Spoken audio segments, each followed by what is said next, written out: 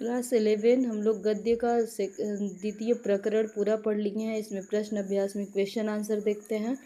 Question number 1 है, मियां नसरुद्दीन को नानबाइयों का मसीहा क्यों कहा जाता है। तो पाठ में दिया है कि जो मियां नसरुद्दीन है एक ख़ानदानी नानबाई हैं और वो अनेक तरह की रोटियां बनाने की कला में निपुण है। ये कला उन्होंने अपने बुजुर्गों से सीखी थी। अनेक तरह की रोटियां बनाने के कारण उनको नानबाइयों का मसीहा कहा जाता था। इसलिए उनकी प्रसिद्धि वहाँ पे चारों तरफ थी। दूसरा प्रश्न है कि लेखिका मियां नसरुद्दीन के पास क्यों गई। लेखिका एक बार उधर गढ़ैया मोहल्ले के तरफ से घूमती हुई जा रही थी और उसने सुना कि यहाँ पे नानबाइयों के मसीहा मियां नसरुद्दीन रहते हैं। तो वो उत्सुकता बस उनके पास जा गई ये जानने के लिए कि वो उनको नानबाइयों का मसीहा क्यों कहा जाता है, वो कितने प्रकार की रोटियां बनाते हैं, कैसे बनाते हैं और वो क्या करते होंगे। तो उत्सुकता बस वो नसरुद्दीन के पास गई थी। प्रश्न 3 है, बादशाह के नाम का प्रसंग आते ही लेखिका की बातों में मियां नसरुद्दीन की दिलचस्पी क्यों खत्म हो गई। बादशाह के नाम का प्रसंग आते ही लेखिका की बातों में मियां नसरुद्दीन की दिलचस्पी इसलिए ख़त्म हो गई कि मियां नसरुद्दीन जो थे वो अपने पूर्वजों के बारे में और अपने पेशे के बारे में बहुत बढ़ा चढ़ा कर कह रहे थे। उनके पूर्वज किसी शहंशाह के यहाँ किसी प्रकार का कोई नानबाई का काम नहीं करते थे। इसलिए उनको लगा कि हम इस प्रश्न का उत्तर ढंग से नहीं दे पाएंगे, तो उनकी दिलचस्पी लेखिका की बातों से ख़त्म हो गई। अगला क्वेश्चन है, मियां नसरुद्दीन के चेहरे पर किसी दबे हुए अंधड़ के आसार देख यह मजमून न छेड़ने का फैसला किया। इस कथन के पहले और बाद के प्रसंग का उल्लेख करते हुए इसे स्पष्ट कीजिए।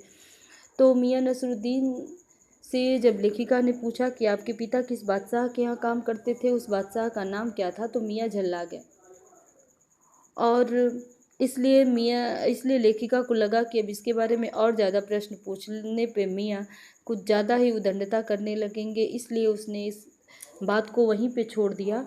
इसके बाद उसने बात को बदलने के लिए उनके यहाँ काम करने वाले मज़दूरों के बारे में पूछा कि ये आपके शिष्य हैं या आप इनको अपने पास अपनी ज़रूरत के लिए रखे हैं।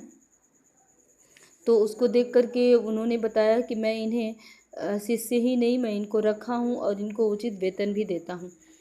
पांचवा क्वेश्चन है कि पाठ में मियां नसरुद्दीन का शब्द चित्र लेखिका ने कैसे खींचा। मैंने आपको पढ़ते समय एक लाइन अंडरलाइन करवाया था। मौसमों की मार से पका हुआ चेहरा, आंखों में काइयाँ भोलापन, वो उनका शब्द चित्र है कि मियां नसरुद्दीन के बारे में जो कुछ भी लेखिका ने बताया उसके व्यक्तित्व के बारे में आप उसको लिखेंगे। ठीक है। अगला दिया है, पाठ के आसपास मियां नसरुद्दीन की कौन सी बातें आपको अच्छी लगी, ये आपको स्वयं करना है। रचनात्मक अभिव्यक्ति है। मैं ये सारे प्रश्न 2-3 प्रश्न हर चैप्टर में इसलिए आपको दे रही हूँ क्योंकि इससे आपके लेखन क्षमता का विकास होगा। आलेख और फीचर को आप अच्छे तरीके से लिख पाएंगे। तो मियां नसरुद्दीन की कौन सी बातें आपको अच्छी लगी, उनका व्यक्तित्व का कौन सा पहलू आपको पसंद आया, उसको आप अपने शब्दों में लिखेंगे। दूसरा है, मियाँ कहीं अखबार नवीस तो नहीं है, यह तो खोजियों की खुरापात है। अखबार की भूमिका को देखते हुए इस पर टिप्पणी कीजिए।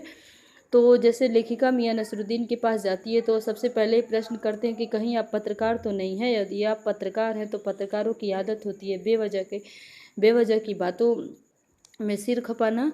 तो ये मियां नसरुद्दीन का विचार है, लेकिन आपके विचार में अखबार की क्या भूमिका है, समाज में अखबार कौन सी भूमिका को निभाता है, इसको आपको अपने शब्दों में अपने अनुसार लिखना है।